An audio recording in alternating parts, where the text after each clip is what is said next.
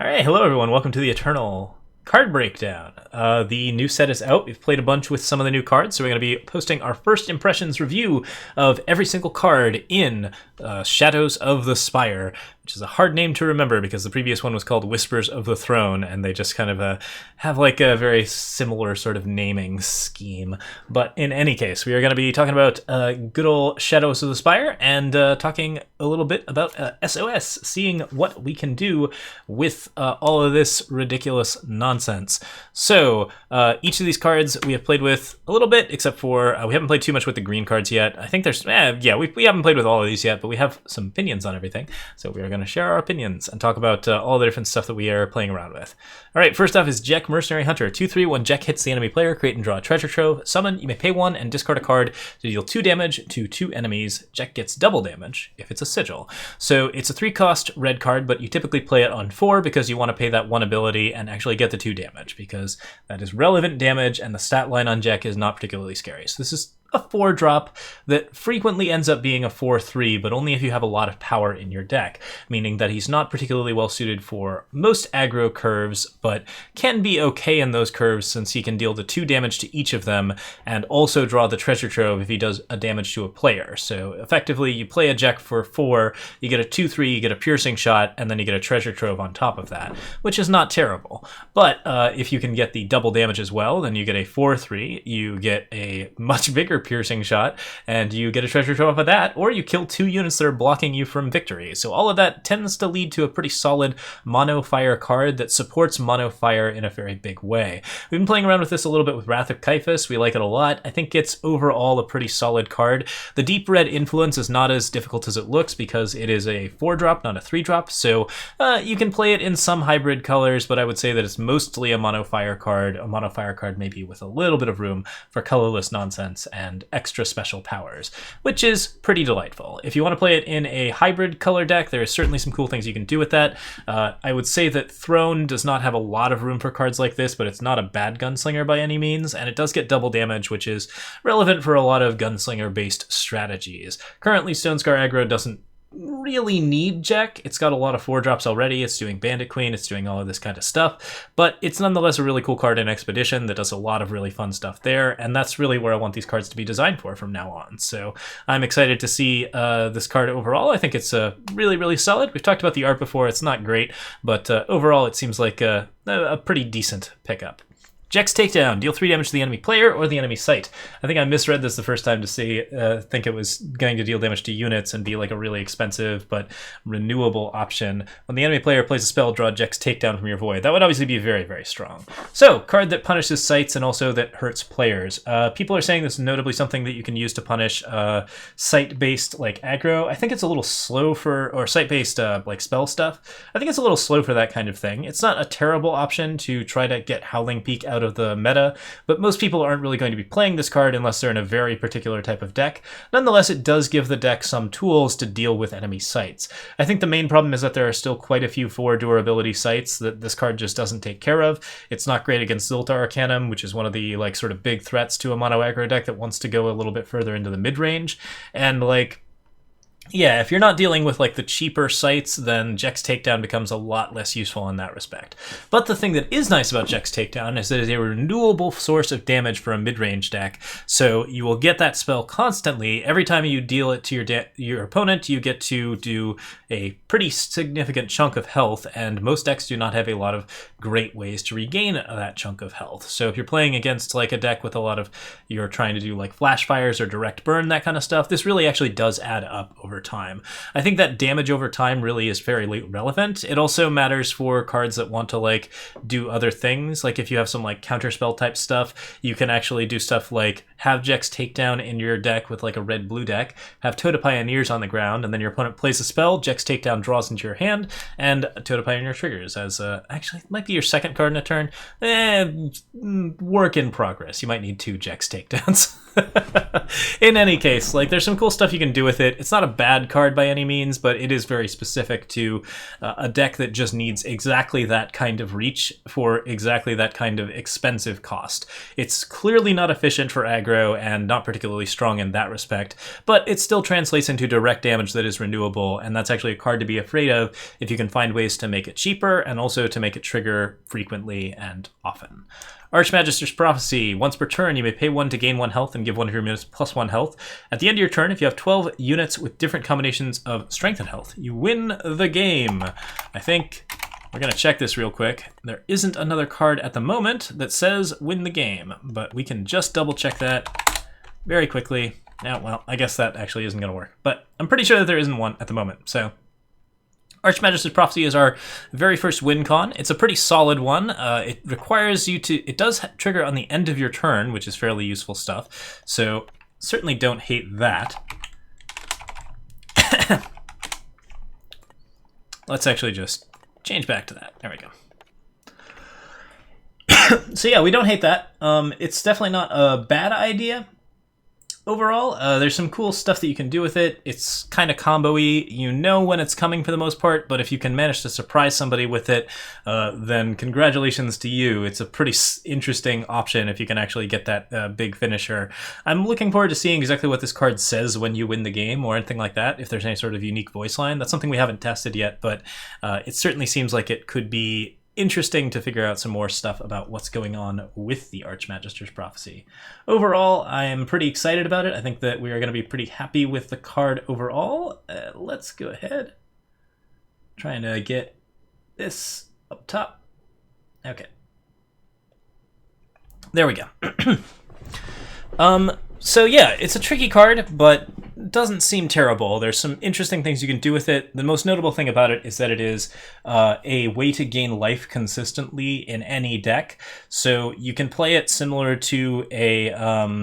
it's like a ring of some kind. There's a 1-cost card that does this exact thing, but doesn't give units +1 health, which is very useful for twist effects, for any sort of like lifesteal stuff. So notably, Archmagister's Prophecy can be used as a little toolkit card to help out Life Force decks, any decks that are using twist, any decks that just want a little bit of extra health on their units. It's a pretty reasonable effect for one, so the win con is not as important. You can just play the card down and play around with it, and people are going to be really focused on killing it anyways.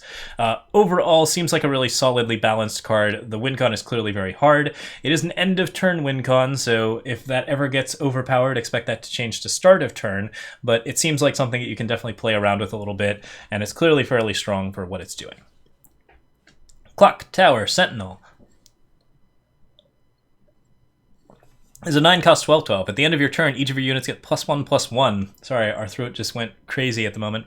At the end of your turn, if Clock Tower Sentinel is in your void, units in your void get +1/+1. So notably good if you can get it into your void quickly, and also get it into your void with a bunch of other units. So if you have some sort of reanimator shell type thing, that's something to pay a little bit of attention to. It's also a 9-cost 12/12, which means it is a 3 power more than its stat line. That might be handy if you're trying to do something with like a little bit of extra oomph for the bond card. I believe it's called...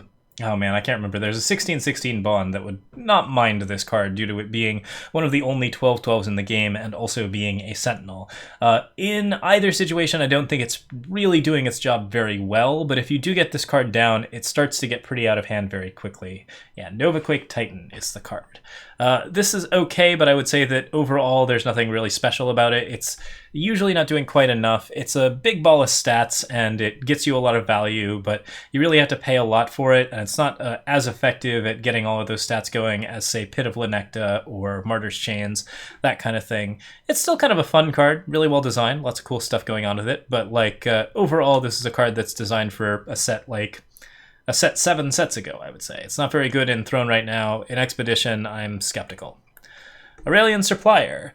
Charge. Summon if the enemy player has more cards in their hand than you, draw a card. If they have fewer units than you, draw a card. So typically draws at least one card, sometimes draws as many as 2 against control. I am not in love with this card, at least not in terms of the design. It feels very similar to what Even-Handed Golem was doing, where it's just a huge card engine with a very boring stat line.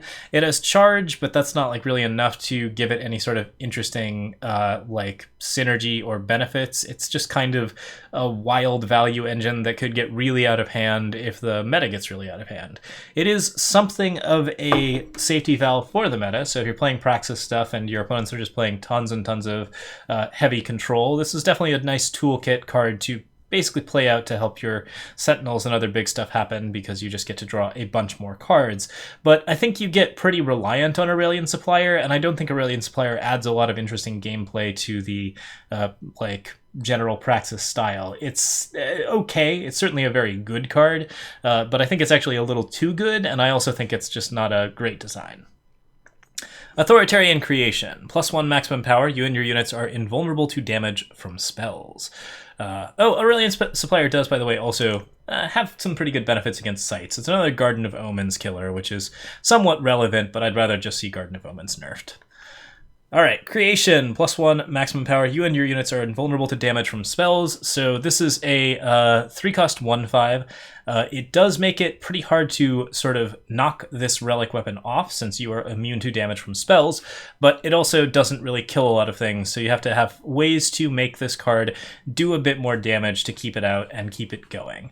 If you're running like War Cries, that kind of thing, Authoritarian Creation gets a little bit better. Any ways that you have to double or increase your strength are pretty good. This plays pretty well with the 3/4 Conspicuous Traveler, which is just very, very solid for buffing up cards like this and getting them into a situation where you can redraw them over and over and over again.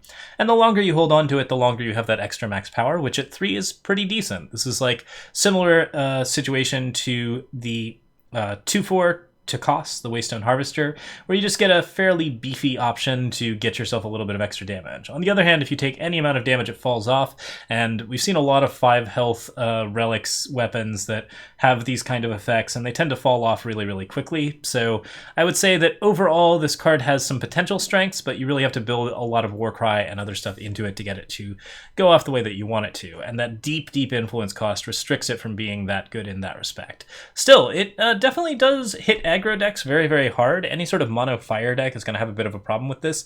I would say this is specifically printed to address the expedition meta of mono fire, where you have like all of the 2/1s running around with relic weapons on top of them, and then a bunch of spells to actually deal damage to your face. This is something that can help you out against those decks if you're trying to play Zoltar Arcanum decks and slow down the meta a little bit. And to that end, it sort of does a specific job, but I'm not sure if it's something you want to run in most types of decks.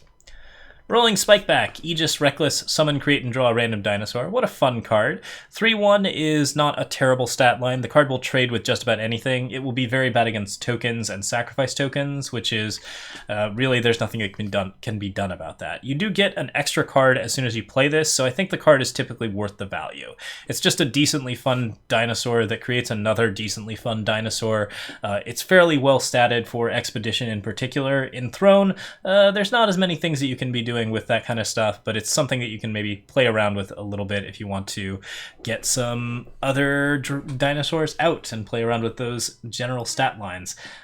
Getting this buffs off of Marison and other types of dinosaur buffs will make this card a lot more dangerous, so the larger that it is, the more dangerous that it is, so getting dinosaurs that are very big is always kind of fun. And yeah, this card has reach. It's kind of aggressive. It provides something to Elysian dinosaurs that Elysian dinosaurs didn't have before, and that's pretty alright by me.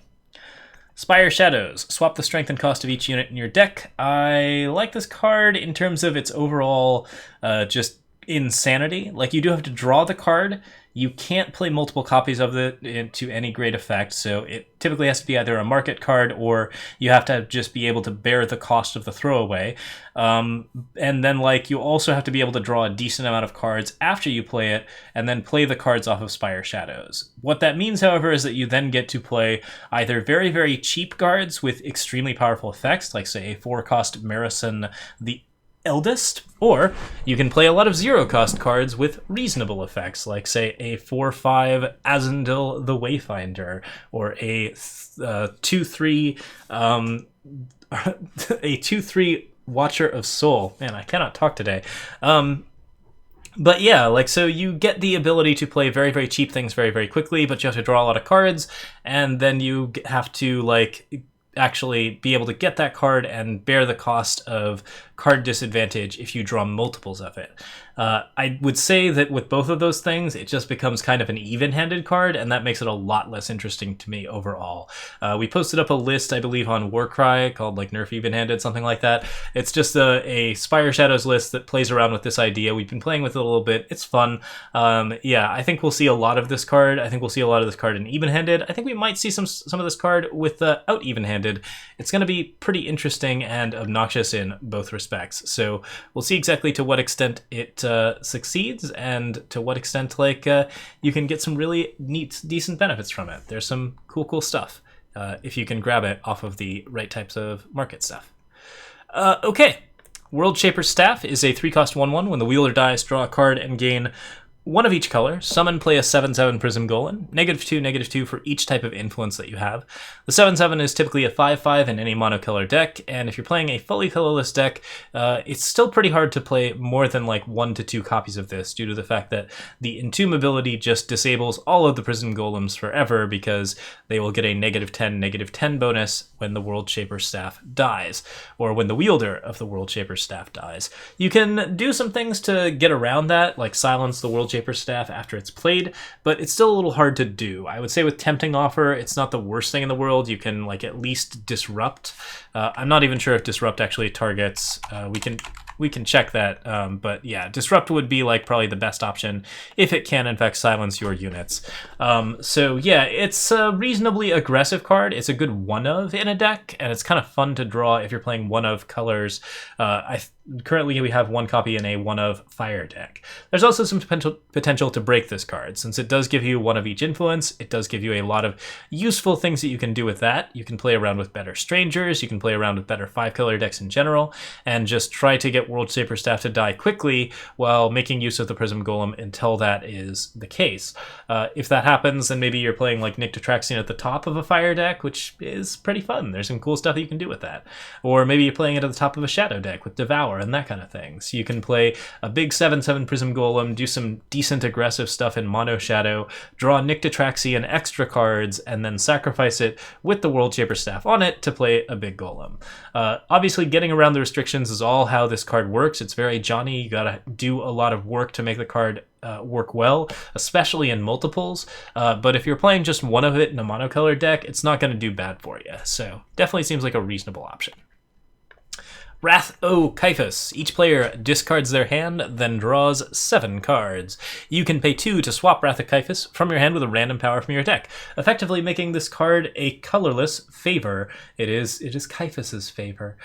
You can now get a extra power card of a random type, which is typically going to be Tempting Offer or your whatever sigil you have, and then you get to redraw a bunch of cards and either make your opponent not draw cards with Aegis or mess everything up and make them draw something like a ton of firebombs.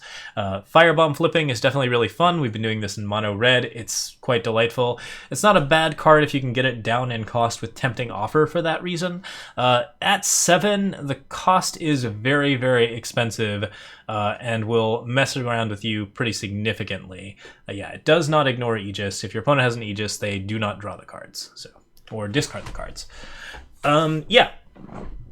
So yeah, you can do some cool stuff with it. It is overall like pretty solid on that respect. But yeah, you have to be really, really deep into some sort of colorless synergy to make it work. And you have to have either a lot of really cheap cards or a very big strategy for what happens when your opponent draws 7. Because if you're paying 5 to 7 for Wrath of Caiaphas and your opponent is drawing 7 new cards and it's their turn next, that's going to be really bad for you in ways that are pretty unique to Wrath of Caiaphas and the Talir's card. It's a little bit cheaper than the Talir's card, which I believe requires you to sacrifice. It doesn't have 3 different influence colors, which is also very useful. There's no shuffle attached to it, so it is something that allows you to force a lot of cards into the void and also mill people a little bit faster in Mono Shadow Mill or something along those lines. If you want to set yourself up with like a Tome of Horrors deck that's just trying to get really wants to draw that 5-cost Savage Incursion, that's something that Wrath of Caiaphas can do for you.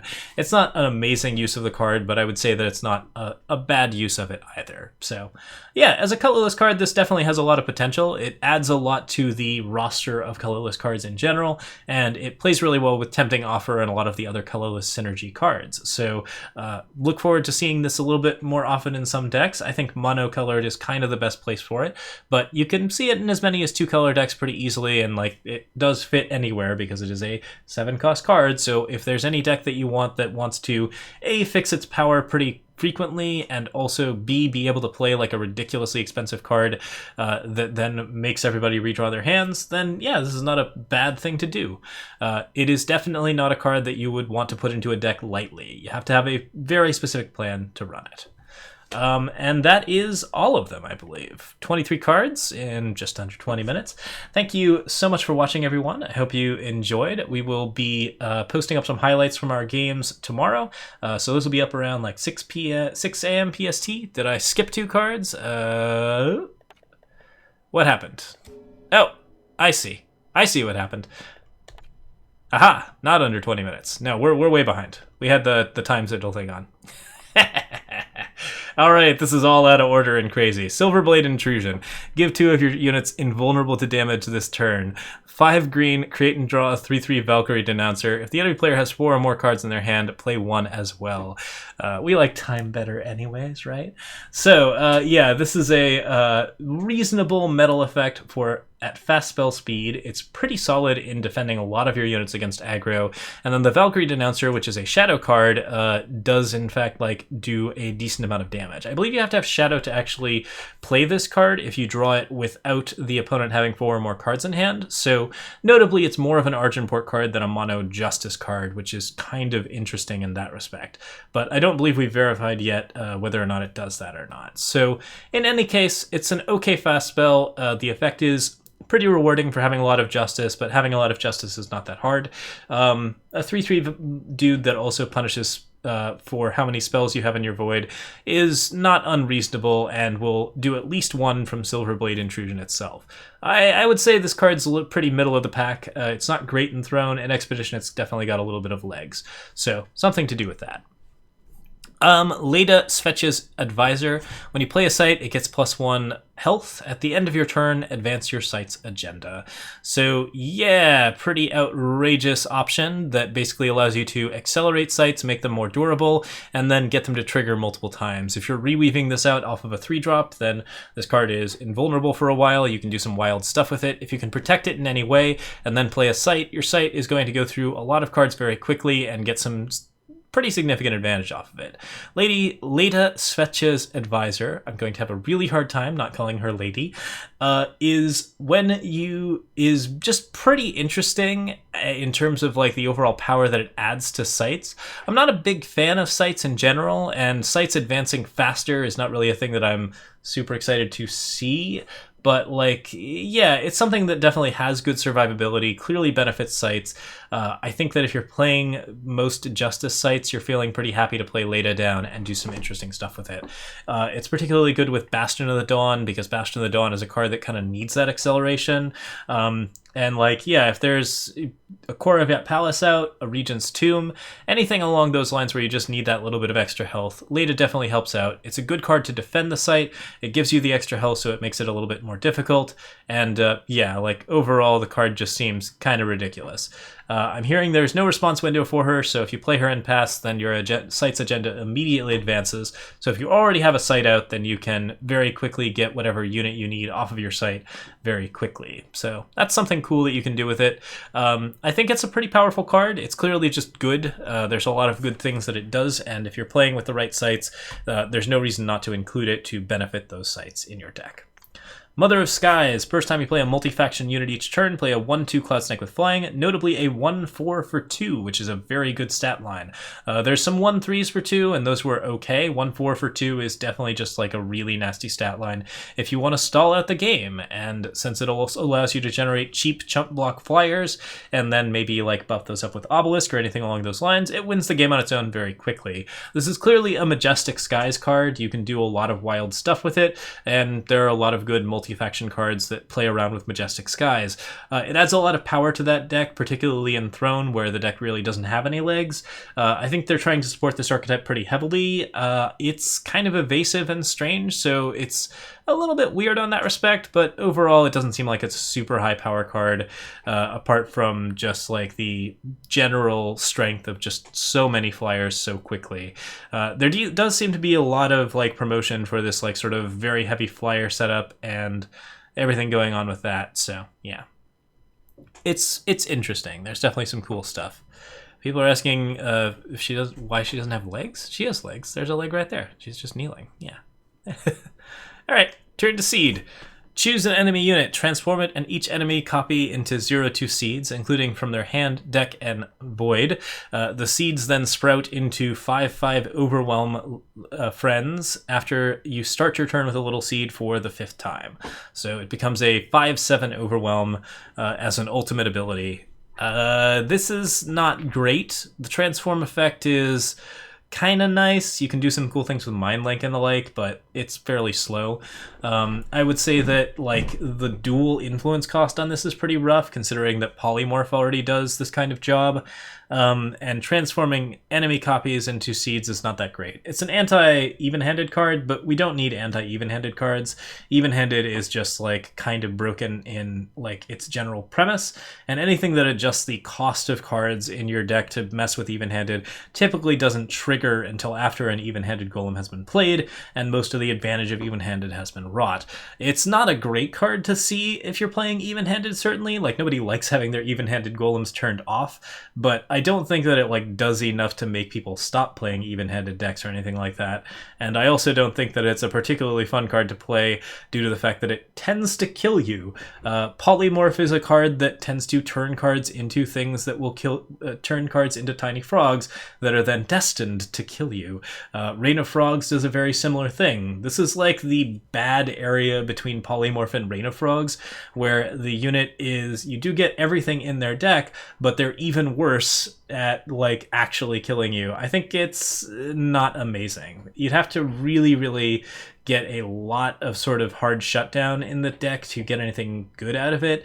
And yeah, I just don't see it being a particularly powerful card. So, all right, so Dizo, Cabal Racketeer. Unblockable, you may spend power equal to an enemy's strength to steal that unit while you have Dizo. We talked about this card a little bit already. It's a great mono shadow option that steals a lot of different things with 0 attack. There's some really wild stuff. So yeah, it seems pretty fun. There's some really cool stuff going on there. And overall, I think that's just a good time. People are pointing out that the thing transforms the unit and all copies of it in play. Yeah, that doesn't make a difference to me. Like, if you get 2 copies of this, it's a little bit better, but the seeds are still going to kill you pretty quickly. A lot of times those seeds don't get to transform, but I think it's a wasted card in that respect. Oh, Silverblade Menace. Flying. Deal damage to the enemy player equals the number of spells in their void. Oh yeah, talk about Dizo. So yeah, this card synergizes well with a lot of weapons. It synergizes well with Makar's Quiver. It steals many 0-cost cards, which is great in Throne and really good in Expedition. In Mono Shadow stuff, there's just a lot of useful stuff that happens with it, and I think that this is kind of a decent option if you're playing around with different tools. Silverblade Menace. Deal damage to the enemy player equal to the number of spells in their void, and you gain that much health. So, solid option. Again, this plays off of the green card, which is probably the place where it's going to be most likely played. I don't see this in Throne as a lot of interesting options. If you're playing it in a heavy spell deck, maybe. Like, it certainly does give you a wild amount of life gain, which is very relevant. There are 5-cost cards. For a while, there was a 5-cost 5/1 that gained 5 life when it died, and that was just like a really important thing because the amount of reach and survivability that card applied was very good. Umbran Reaper. But like, Silverblade Menace is a little bit faster and a little bit more direct. I think that provides it with the ability to do some pretty wild stuff in a heavy shadow deck that's playing a lot of Devours or playing a lot of different shadow spells. So it's a nice finisher for those cards. It definitely gives you the ability to deal a lot of damage very quickly and then leave something on the board for you to attack with and finish the game off. I think I like all of those things about it, and overall the card just seems to do quite a bit. So yeah, it's pretty favorable in my book. Akaria First Reaper, yeah, this card's pretty good. We played around with it quite a bit, and in general, it does tend to get rid of a lot of things.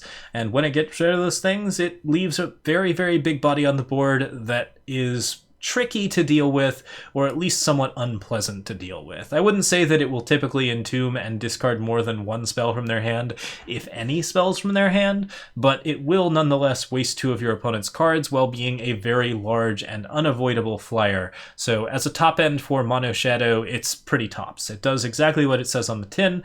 It blocks a large variety of dragons and other scary things. It's great against the dragon meta in Expedition, and it's pretty strong in Throne as well. There's certainly no reason not to play this card if you're deep and very, very deep in Shadow. And if you aren't very deep in Shadow, well, there's a lot of reasons not to play this card, so probably the main one being that you really can't. So Ordnance Scavenger. Summon, discard from your deck until you discard 5 power cards. You can play around with this, then draw a weapon from your void you discarded this way. The draw a weapon from your void ability is mediocre. This is a 5/5 that scouts for a weapon, kind of. And if you have a decent amount of power left in your deck, it might not even hit anything, so that's a little bit tricky overall. You clearly want to be trying to break this card open by playing a lot of power out of your deck with stuff like Hojin and other weapon-based strategies, or by discarding it with something like End is Near. At that point, you can discard basically the entirety of your deck, which allows you to do some wild things with very heavy void-based strategies. It's a weird card for Rakano. If you're using this fairly, I think it's probably just okay. It's certainly not valuable in Throne, but an Expedition, a 5/5 that gets you a weapon, is all right, and it would enable a wide variety of other types of strategies if you're trying to pull cards out of your deck from, like, say, the display in red, green, and blue, which will pick up 2 different weapons, or if you're trying to play power off of the top of your deck from, like, Arcanum Hourglass. There's some interesting things that you can do with it that are just not, like, very fast, but I would say that overall, playing around with the Void is one of the things that Ordnance Scavenger really enables. He's entirely the wrong colors for it, but I think that's not necessarily the hugest strike against him. Definitely a big build-around card. I don't see people playing this card if they aren't trying to do something really wild with it. Edge of Uprising, deal damage to an enemy, draw a card, discard a card. Edge of Uprising costs 1 less for each of your units with 1 strength or less while it's in your hand. So it's good with a wide variety of Grenadins and other tokens. And if you are playing with, like, even stuff like Ice Sprite, that kind of stuff in Expedition, you have a decent chance of hitting this card. I've definitely... I had a game against a deck that was trying to do this. We were playing Mono Shadow, so it was just... I just want to relate this story because it was actually just horrendous. I was very sad for this person.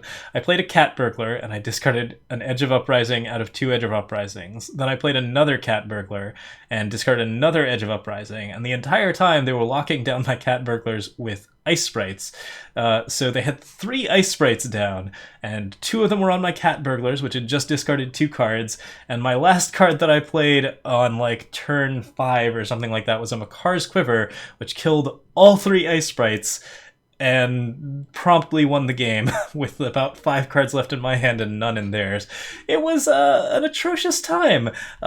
So yeah, like, this is like an interesting dream to be playing around with. I think that the card is actually pretty strong. It does require you to be in certain setups, but overall, like, it supplies those setups pretty well. Menace sacrifice tokens feels pretty good with this, so Expedition's clearly got a little bit of room to play around with it, and overall, like, the amount of things that you can do with a 6/6 weapon for 8 in Skycrag are not unreasonable. There's some cool stuff that you can do. Stat line is clearly not as good as Sword of the Sky King, but the extra damage, draw a card and discard a card, still makes it the Sword of the Sky King for Skycrag, and that draw discard ability can be really beneficial if you're getting some cool stuff out of it. So, all right. Open Contract. Kill a unit with cost 4 or less. Reduce the cost of each unit in owner's deck by 1. Super aggressive Skycrag spell designed to punish even-handed decks. that also punishes you pretty heavily if you kill anything on the enemy side. You can kill your own units to reduce the cost of them, so there's some value to that if you're trying to get unit cost reduction for particular reasons, like say trying to build a super warp deck or something along those lines. This card's interesting. I don't like it against even-handed for the reasons I've stated about even-handed. Like, I just don't think that these cards do enough, and also like open contract will eventually even you up if you play it multiple times, which may or may not be your goal. Regardless, the card is definitely going to make some decks stronger and some decks weaker against you. Typically that kind of unreliability does not transfer well, but the fact that it is such a cheap removal card means that it's very likely to see play in Stonescar aggro, both in Throne and Expedition. I think that it enables those cards very well, but it also punishes you in a way that's not amazingly fun. Regardless, it's not a bad card, so yeah, I would say this is potential to be completely broken in half. Yeah, and there's the time cards that we all missed, but we also have Vorlunk Core, Killer Overwhelm, invulnerable to damage on your turn, 4/2. So this is something that gets you through a wild amount of stuff. It is interesting in that it is a dinosaur and a paladin together, so if you can somehow play those two tribes together, then good for you. The invulnerable to damage ability, I think, is just really beneficial. You do need to be able to pump this card up at least a little bit somehow in order to get the best benefits out of it, but if it kills something for free, that's not really a bad cost for what it's doing on 5.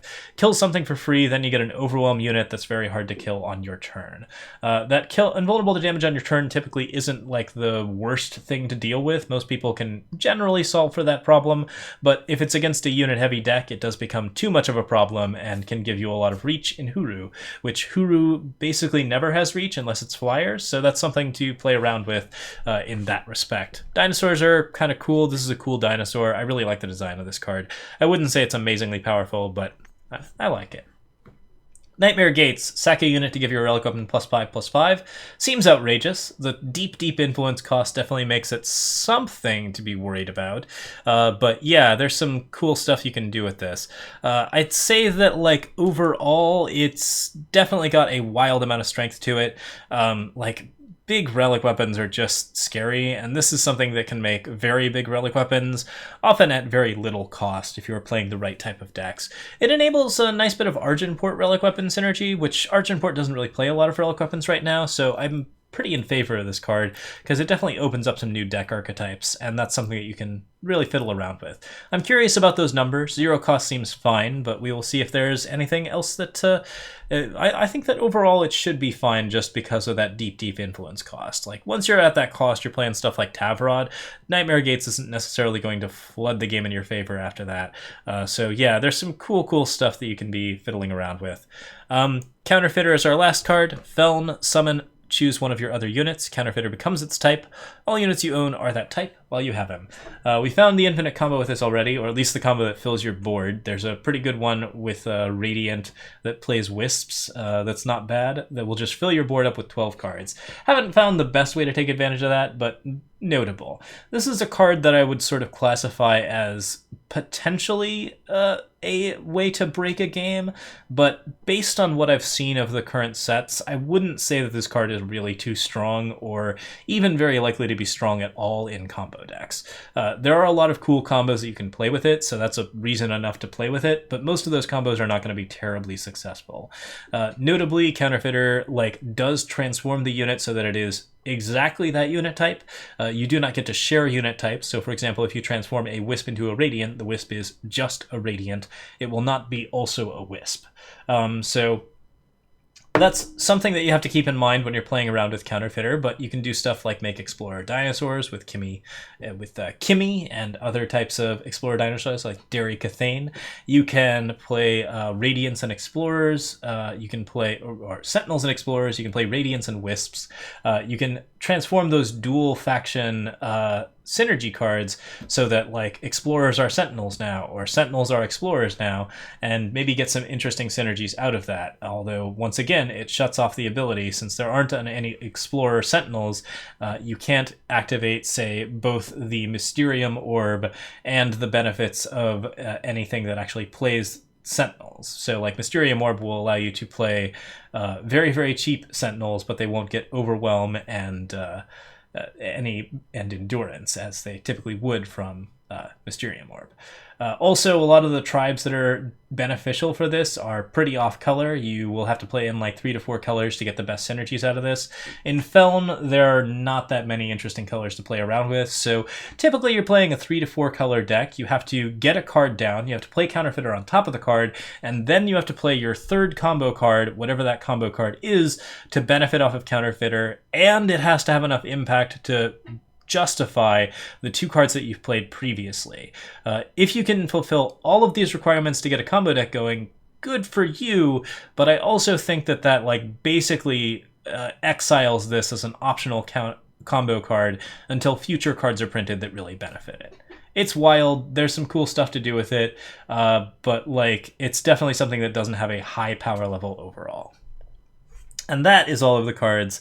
As expected, this did not take 20 minutes. I was very surprised. But yeah, so there's some neat stuff in here. There's some really, really good Johnny cards, some good stuff to build around, some really cool tools for Expedition, I think, in particular.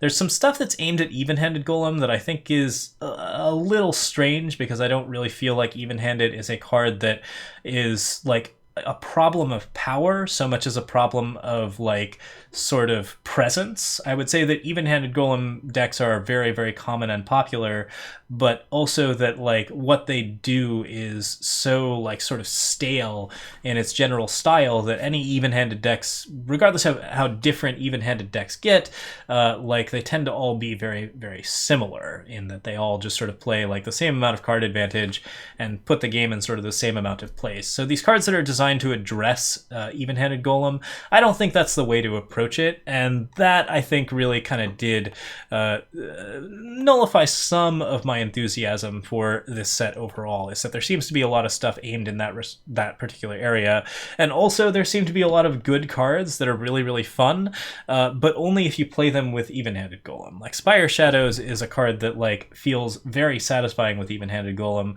I don't know if it feels as satisfying with market cards and that kind of thing. You can do some cool stuff with Even-Handed Golem and like the Archmagister's Prophecy. These are cards that like I would really like to see flower under like circumstances where Even-Handed Golem doesn't exist. So I'm more interested in this set once Even-Handed Golem receives some different nerfs. But in the meantime, there's some really cool power cards to play for like very different types of meta decks, which is something you really want out of an expansion. There's some cool like monocolored stuff, which is a different take entirely. There's a couple of like slightly overpowered cards. I'd say Aurelian Supplier is looking to be like a little bit obnoxious, and there's some just generally cool Johnny cards to play around with and build like really weird stuff with. Just puzzles to solve, interesting things to play around with. So overall, a pretty successful set. I'm very happy with the overall design of the set. I think there's a lot of interesting stuff in the bundle, and like it seems like it's something that's worth a decent amount of gold, since you get some very good powerful cards that are good in very specific types of decks, which is just exactly what you want out of a bundle like this. That's basically it. Thank you so much for watching.